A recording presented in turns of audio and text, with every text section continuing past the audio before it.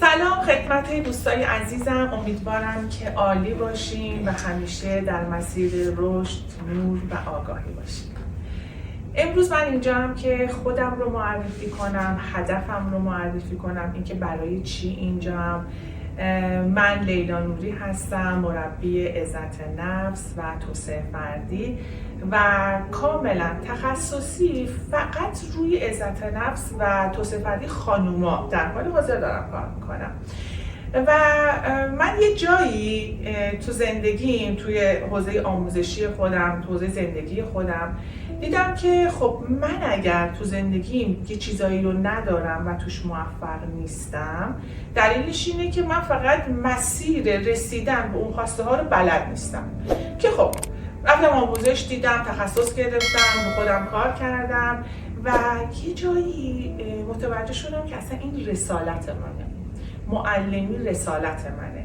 چجور معلمی؟ معلمی که خودش چیزی رو یاد گرفته، به موفقیت رسیده، تجربه داره و این تجربه رو و راه رسیدن رو باید بیاد منتقل کنه، باید بیاد نشر بده، باید به کسای دیگه هم یاد بده که چطوری این مسیر رو تونست بیاد، در حالی که خودم هم اصلا باور نمی‌کردم یه روزی بخوام به اون چیزایی که دلم میخواد برسم. این واقعا باور نکردنی بود.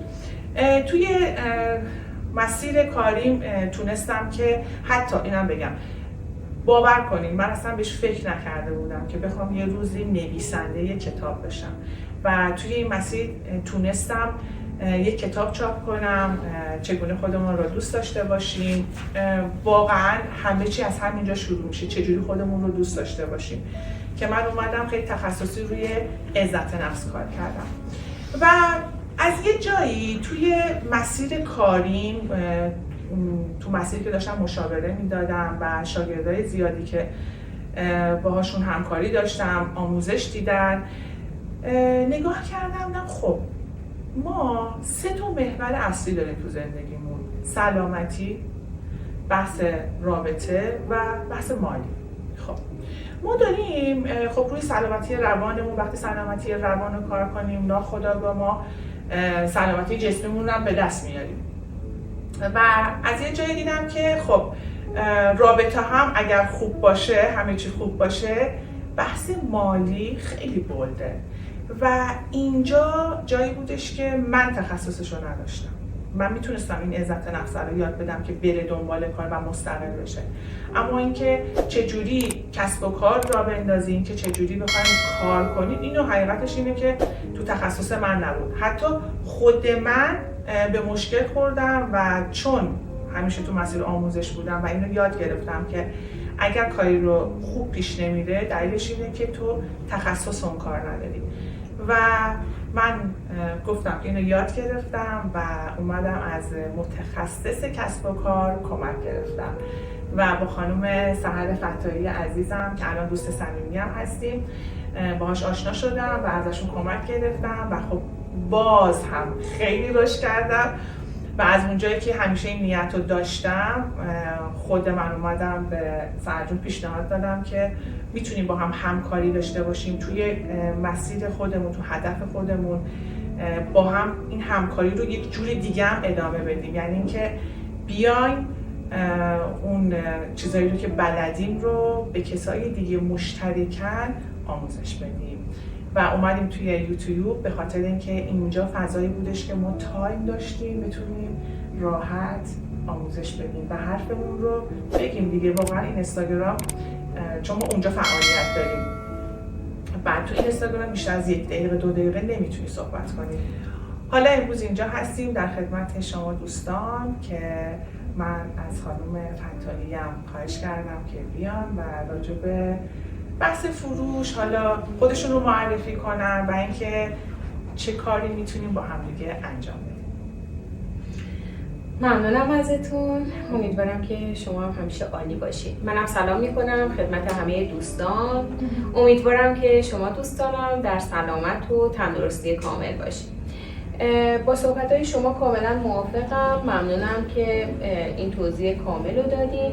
دقیقا منم با همین موضوع مواجه شدم زمانی که می اومدم به سازمان ها، به شرکت ها، به افراد آموزش میدادم توی حوزه فروش، بازاریابی، سیستم سازی. میدیدم که یه سری از مدیران هستن که به یه سقف ذهنی برخورد میکنن و اون سقف ذهنی احتیاج به یه سری آموزش ها داره.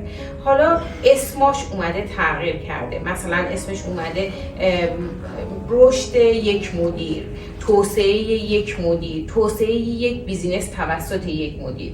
ولی در واقع اگر بخوایم اون موضوع رو سادهش کنیم و خیلی عامیانه بخوایم توضیح بدیم، در واقع هر شخصی که بخواد تو هر حوزه‌ای، چه حوزه کسب و کارش، چه حوزه فروش حتی بخواد رشد پیدا کنه، اولین موضوعی که باید بهش رسیدگی کنه همون عزت نفس و اعتماد به نفسه. یعنی اگر من بخوام فروش آموزش بدم ولی افرادی باشن که عزت نفس بالایی نداشته باشن، اعتماد به نفس بالایی نداشته باشن، خب قطعا نمیتونم فروش موفقی داشته باشن. تا یه جایی که رشد کردن به یه سقف ذهنی برخورد میکنن و اون سقف ذهنی باعث میشه که اون افراد رشد نکنن و تا اون حدی رشد کنن که اون سقف ذهنی بهشون اجازه میده. دقیقاً سرجون، من توی یعنی تجربه کاریم اینو دیدم که آدمه اومده پیش تراپیست، اومده پیش من که اعتماد به نفس فروش رو یاد بگیرم. من فروش بلد نبودم بهش یاد بدم.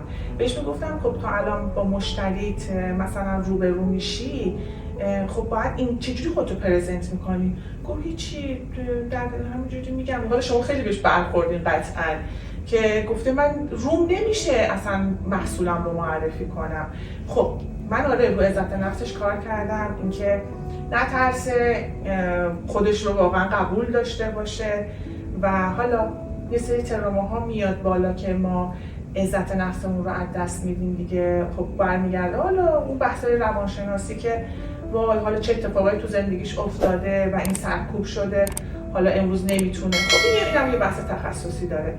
اما واقعا وقتی که آدمایی که نمیتونن محصولشون رو معرفی کنن، دچار حالا غرور و یه وقتایی خودکمبینی و کمالگرایی، یعنی توی بحث فروش من فکر کنم شما خیلی بهش برمیخورین که گیر کمالگرایی، همش دنبال بهتر بودن و بهتر شدنه و شما هرچی تکنیک فروش بهش یاد میدی روش انگار هیچ تأثیری نداره.